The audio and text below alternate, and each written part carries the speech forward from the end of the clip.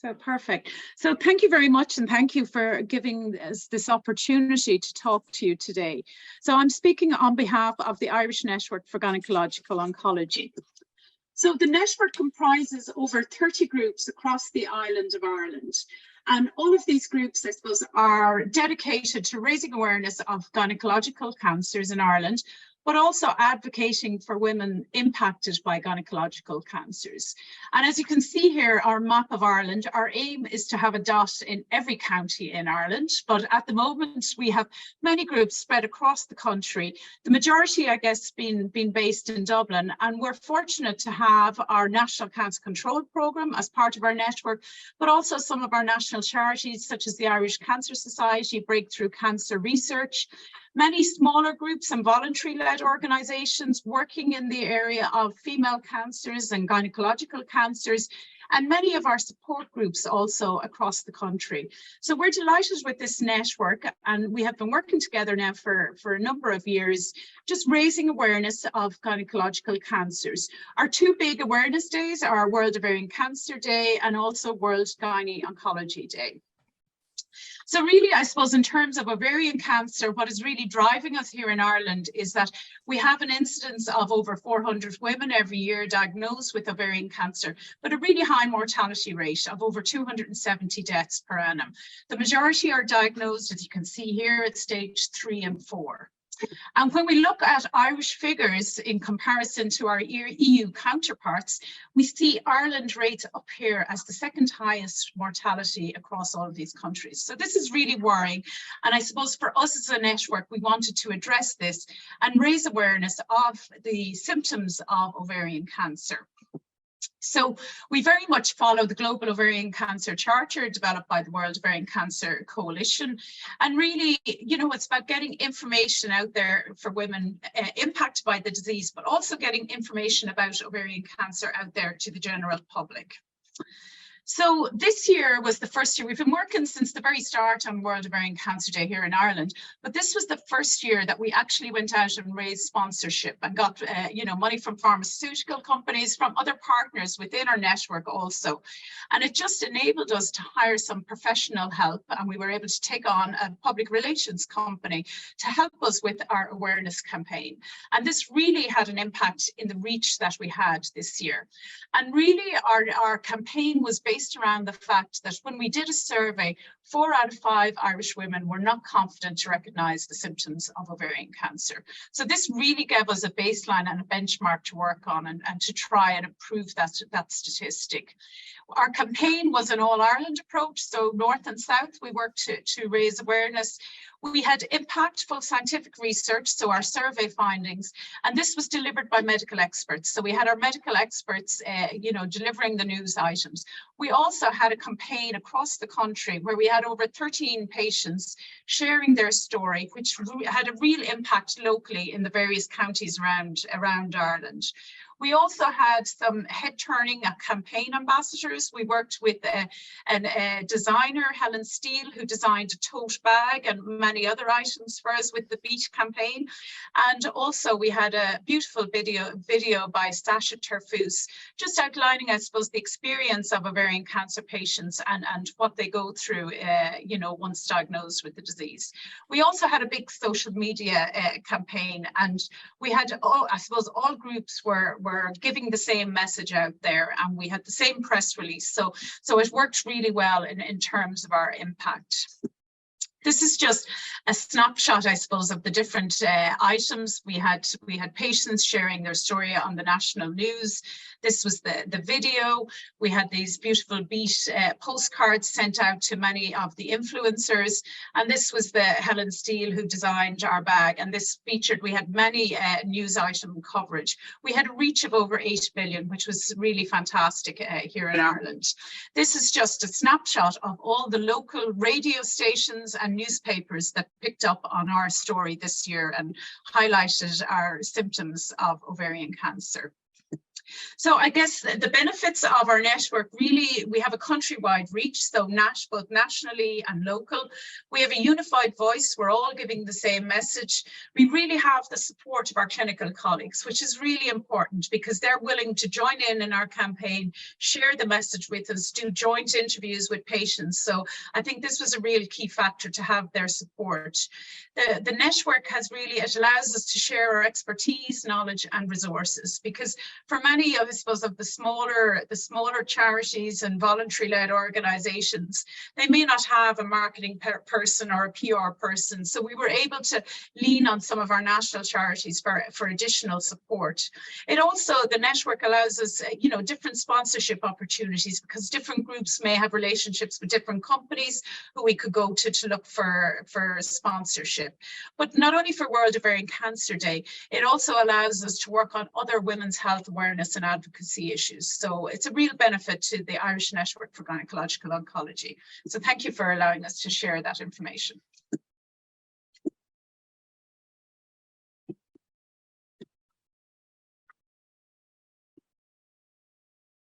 You're muted, Phaedra. Thank you. So thank you for that that presentation, and Anne, I'd be curious to hear your perspective as, you know, not only as an oncology nurse, but as an ovarian cancer survivor. How have you seen the development of INGO take place? Thanks, Pedro. Yeah, thanks, Pedro, for asking me to speak here with Sharon.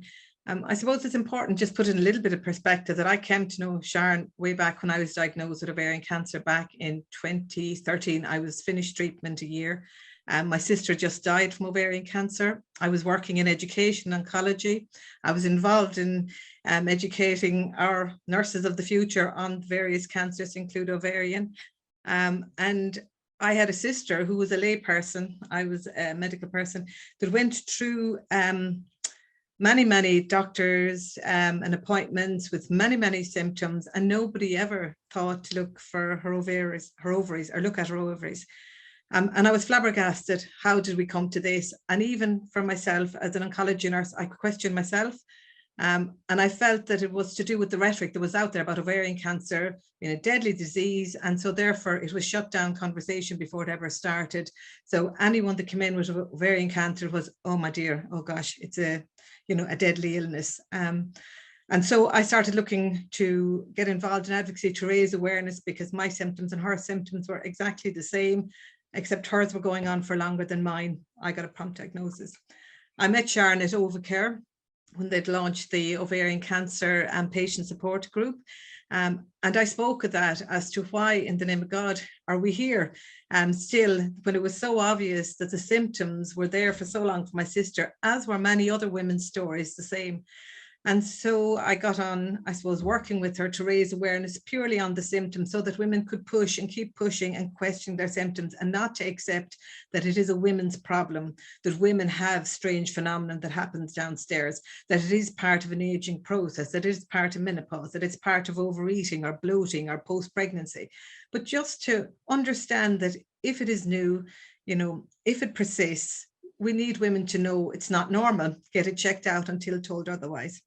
And organically, I suppose I've been with Sharon since then. I would imagine, Sharon, since 2013, and have seen it grow. So at the very beginning, we started very small, raising awareness about ovarian cancer on World Ovarian Day, talking about the symptoms, meeting with some medical people to ask why couldn't they raise this more high profile, put ovarian cancer on the agenda. The INGO then came of being, I suppose, in 2016, when Sharon was really involved with patient participation and medical colleagues, and working with the World Ovarian Cancer Day. It was one of the key focuses that we as a network could get out there and reach the general public.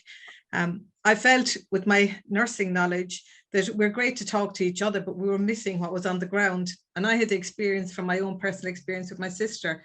What she felt and experienced looking at it medically wasn't taken serious enough, probably. So we needed the blended approach to hear the patient and what's real, and to put it on every, nurse and doctor's mindset that when somebody presents, these probably warrant investigation, that they're just not normal. the network, as I said, at some of the meetings, we ended up talking to ourselves, and we realized quite quickly that we needed to get out to the general public, because everybody that was in there had already got a diagnosis or had an experience. And in order to try and bridge these terrible statistics that we have in Ireland, we had to try and bring people to be diagnosed earlier and not later. I was diagnosed earlier, a stage 1. People would say I didn't have symptoms. I was going to the doctor for 6 months before with symptoms. I had a lot of excuses, but there were real symptoms. And only for my sister's illness did they probe it further with a hysteroscopy. And so I got an early diagnosis. I'm here today. I feel sad for people. They're so late when they get diagnosed. So that's my passion behind the advocacy with the network. How do we get the awareness to the general public? I felt that women didn't really understand their own bodies. They didn't understand where their ovaries were. I think they were very misinformed about their cervix, testing for everything, that their gynae health was sorted on just doing their smears, no more than their mammograms for their breasts. And I felt we needed to educate women, but all gynae cancers, the 5 different areas are there that you can get cancer anywhere in the female anatomy. Working with the network allowed us to, I suppose, focus in on one clear message on symptoms. And as the organization grew through the brilliant coordination of Sharon, I have to say now, because it doesn't happen unless you've got a leader, and you need a leader to bring everything together. We can all talk and say, this happened to me, but the story is so small on its own. You need coordination, you need a network, and you need lots of people in lots of voices, in lots of areas to bring the message out to the community and start back at the grassroots. Speak about ovarian cancer, speak about gynae health, speak about women's health, normalize the language of ovaries, vagina, vulva, fallopian tube, uterus in the everyday, for the everyday ordinary woman, and stop talking the medical jargon that we are used to talking from reading the research and that rhetoric that goes with it. I think this year in particular, why we were so successful was, as Sharon alluded to, getting some money from marketing and communications, because on our own, you reach a very small person, it becomes your personal story, and that's not really reaching the woman that hasn't presented yet or may have symptoms. It's a sympathy, poor you, like that's your story. When you're part of one big mass movement, it's a collaborative approach, and it is a story. And I think Sharon, as I say, by coordinating, it reached out.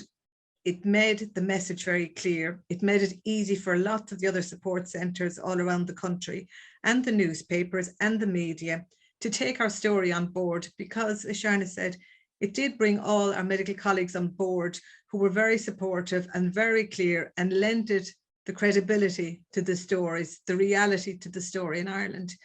And we would hope, you know, Sharon said we did research. It was the first time we got any idea of what women knew about ovarian cancer. And that research is the first Irish research on ovarian cancers to say that 4 out of 5 women couldn't really pick up the symptoms. So if you can't start with the basic, you don't have any chance of going forward, because by the time people got into the system, it's advanced disease. And so with that, with our support of our colleagues, I hope as a patient, as someone that is still here today to tell my story, to leave a legacy for my sister who didn't get the same opportunity, for the women that aren't yet in the system, that they will be diagnosed earlier, because hearing about these symptoms, the beat acronym, the bloating, the eating when full, going to the toilet more frequently, and abdomen's a bit swollen, that they will go to their doctor and persist and get checked out. And hopefully, that's our aspiration, is that they will be diagnosed earlier, present earlier, be diagnosed earlier, and have a better chance with the treatments going forward for a better life. And I suppose that really is, and as I said, I'm passionate about it because I do believe I had symptoms. Everybody says you don't. I had symptoms. I was going to the doctor. My sister had symptoms. She was going to the doctor. And every woman that has come on our group, I'd say, Sharon, have said they had symptoms. It wasn't silent. I would love to get rid of that, the silent disease, the terrible disease. It's people don't listen, and they're not hearing. So that very simple line, listen to your body, but know your body. Women need to know and not to be pushed aside that it's period pains, you know, it's menopause. Women, every woman that has come through the network, and I've met a lot with Sharon through the different groups that we're on, every single woman has had an accolade of symptoms, repeated visits to doctors, but their doctors didn't listen, and they accepted, I suppose, the story that they were fine. So I think with this group and with the money and with the simple message, and I was telling Sharon, I was down at our hurling field at the side with the kids one day shortly after World Ovarian Cancer Day, and some of my women friends, mums my age, were beside saying, did you see that woman's story? Do you know that ovarian cancer? I never knew that wasn't your smear. And to me, I said, Sharon, that is told a testament. Two women beside me randomly were talking about the campaign that had happened, but they heard the message. It wasn't a story. They heard the message because there was a patient and there was a doctor beside it, clarifying, making it clear what this illness was. So I hope, and we should say thanks to Sharon and the coordination, but I hope going forward that we will see in a few years' time that the campaign is getting women sooner to be diagnosed. Well, certainly, as do we all, and I'm sure it's, Sharon, it wasn't as simple as just pulling everyone together. I'm sure there was a lot of work in creating the network, and certainly, when you have different organizations with their own missions and visions and values and locations, that can't be an easy feat. So how did you do it? How did you get everyone on board? I guess, Peter, it's been building slowly year on year, and having worked with the patient groups and Overcare, and many people haven't had experience or even attending some of those meetings. They're hearing the patient voice at those meetings, and then you'll go to clinical meetings and you're hearing, I suppose, the doctor's voice. But even in the background, I suppose, under the Irish Society for Gynaecology, we're now merging those two together. And at every Irish Society for Gynaecology meeting, we're having patients speaking at those meetings also. So we're bringing the communities together, and I think people are seeing how successful that is, and they're nearly wanting to be part of our network now rather than trying to invite people to join. But it has been building year on year, and because we really document maybe every year what our campaign has been like, and we have that to share with people and say, look, this is what we've done for World Ovarian Cancer Day and World Gynaecology Day. Would you like to join? You're more than welcome to join, whoever. And we do have, there are people who will say that they're maybe not as active in the network, but they're sharing the message with their community.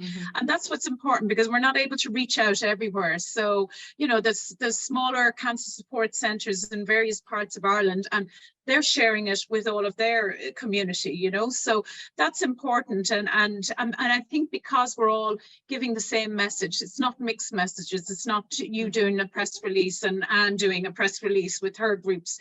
We're all giving the same message and keeping that consistency there.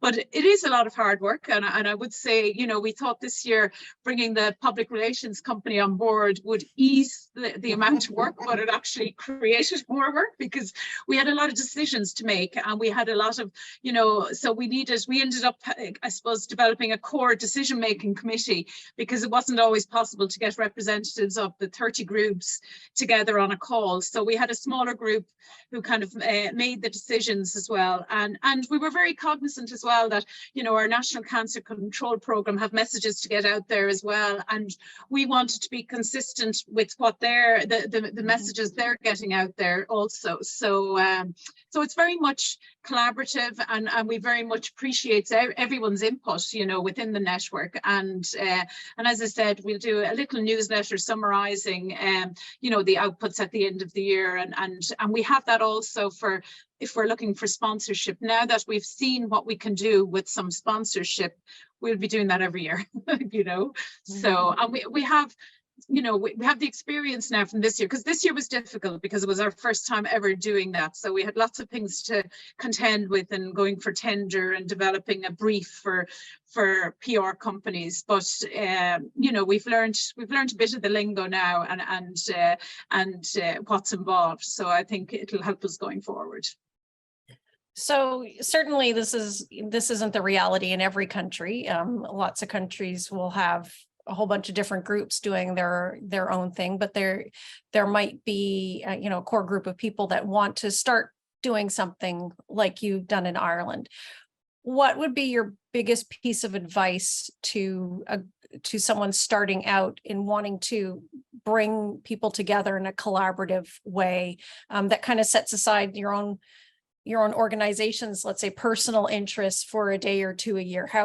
How do I think probably one of the key things with us was not having any fundraising around the day, because that automatically brings in competition between, you know, because some of the smaller charities rely on fundraising, they don't have any government funding. So making it about pure awareness and not about any fundraising, I think has been key to the success of ours, because you know, there's no competition between groups on the day. We're all just giving out the same message, and I think that's been really important. But I think as well, working with the National Cancer Control Programme to ensure that we're all on the same message, and having our clinicians, there's no point in us saying one thing if it's going to, you know, impact on what happens when a person goes to the hospital. You know, we need to be you know, have our clinicians involved as well and supporting our campaign, you know, and we've been fortunate to have that support. So you mentioned that, you know, you're going to be looking to do a similar campaign next year, doing a similar process. What else is on the horizon for the network?